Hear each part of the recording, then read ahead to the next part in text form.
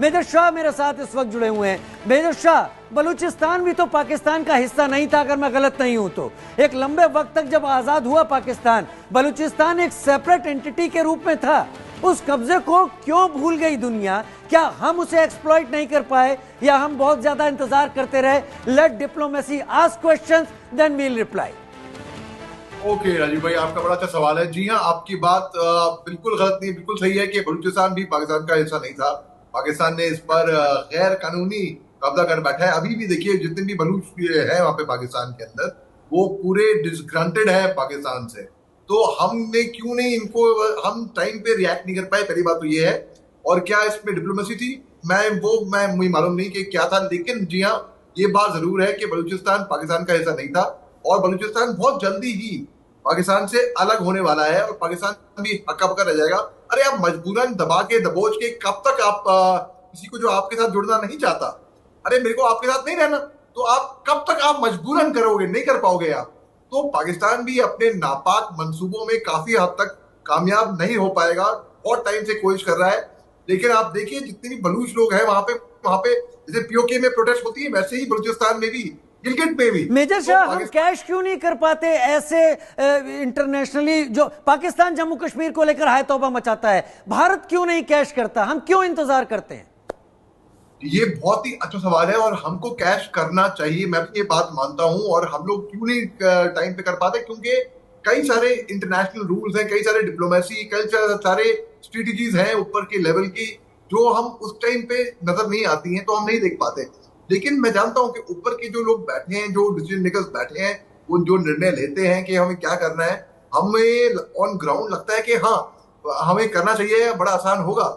लेकिन हो सकता है उनकी कुछ मजबूरियां रही हो, लेकिन मुझे लगता है अभी वक्त आ गया है कि बहुत जल्दी पीओके हमारे साथ वापस, हम पाकिस्तान से तो अलग कर देंगे, ये बात तो है, चाहे हम करें चाहे वो खुद करें, चाहे कैसे भी हो, पीओके पाकिस्तान से अलग होगा।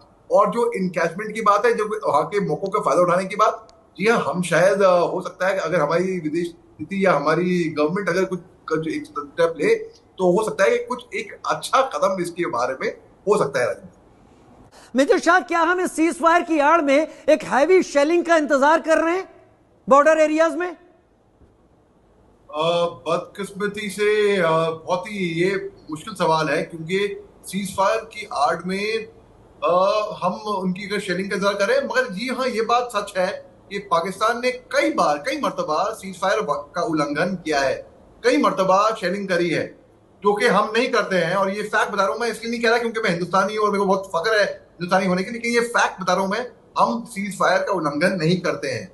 Pakistan time to time unprovoked, बिना किसी बात के बेफजूल फायरिंग करता है। और ये हमारे टाइम पे भी होता था, जब मैं सन 2003 में वहां पे था, तो रात भर, एक भी मुझे याद है, बारिश हो रही थी, रात भर शेलिंग हुई थी, रात भर, मतलब तबाही मची हुई थी पूरी हमारे पोस्टों की तरफ को, लेकिन कैजुअलिटी नहीं हुई थी, ये अच्छी बात है। लेकिन ये, और तब भी उसके बाद सीज फायर, ये सीज फायर होने की बात की बता रहा हूं मैं, 2003 की बात का जिक्र मैं इसलिए किया क्योंकि सीज फायर 2003 के आखिरी में ही हुआ था पाकिस्तान से, तो ये सीज फायर बाद की बात है, सीज फायर से पहले की तो बात पहले की। तो हम सीज फायर की आड़ में अगर आप बोले कि हम शेलिंग की का इंतजार कर रहे हैं, तो एक तरीके से वो हाँ भी होगा। हमें देखिए, हमें कोई बात नहीं करनी उग्रवादियों से। अगर आप हथियार लेकर साथ आएंगे और बोलेंगे आओ बात करो, हम बात नहीं करेंगे आपसे। आपको पहले उग्रवादी हमले पूरे रोकने पड़ेंगे, आपको हथियार डालने पड़ेंगे, फिर हम तैयार है बात करने के लिए। हिंदुस्तान हमेशा शांति को हमने बढ़ावा दिया है, हम यहाँ पे भी शांति की बात नहीं, करेंगे। क्या बुरा है मेजर शाह कि वेस्टर्न फ्रंट और इंडिया के साइड वाला फ्रंट, जो भारत का वेस्टर्न सेक्टर है, इसके बीच में पाकिस्तान का सैंडविच बने? आखिर वो भी इन चीजों को समझे कि अब तक वो जो एडवेंचर कर रहा है भारत में टेररिस्ट को भेजकर, उसका असर कितना बुरा होता है? क्या ये अपॉर्चुनिटी हमारे हाथ से नहीं जा रही है क्या? इधर आप ब्लड वहां पर झेलें अपनी टेरिटरी में, या ब्लड वहां पर हो, कहीं तो तय करना होगा भारत को। हम प्रीच करते रहे, वो हमला करते रहे, तो पीओके तो उसी हालत में रहेगा। सॉरी, मैं आपको ज्यादा देर तक रोक गया। नहीं, कोई बात नहीं। अब मैं आपकी भावनाएं बिल्कुल समझता हूं और बहुत कदर करता हूं आपकी भावनाओं की। बिल्कुल, ये किसी भी जो भी देशभक्त होगा, सबको यही भावना होगी, हर एक क्यों ना हो, सबको होगी। लेकिन देखिए, ऊपर के लेवल के जो लोग हैं, जो निर्णय ले रहे हैं, जो मिनिस्ट्री में बैठे हैं, वो उनको वो स्ट्रेटेजिकली सब कुछ प्लान कर रहे हैं ऊपर के लेवल के। तो ऊपर से जो हमें डिसीजन आता है, तो ऑन ग्राउंड जो आदमी इंसान होता है, जो सोल्जर आ रहा हूं होता है, संजीव जी, आ रहा हूं संजीव जी, मेजर साहब पूरी कीजिए बात। वो एग्जीक्यूट करता है अपने ऑर्डर्स अपने अपने तरीके से। और जो फौजी जो होता है वो तो अपनी जान की परवाह ना करके, अपनी जान की बाजी लगाकर, अपनी जान के पे करे बगैर वो वहां पे सर्विस करता है। तो बिल्कुल इस पे तो कोई शक की बात है ही नहीं।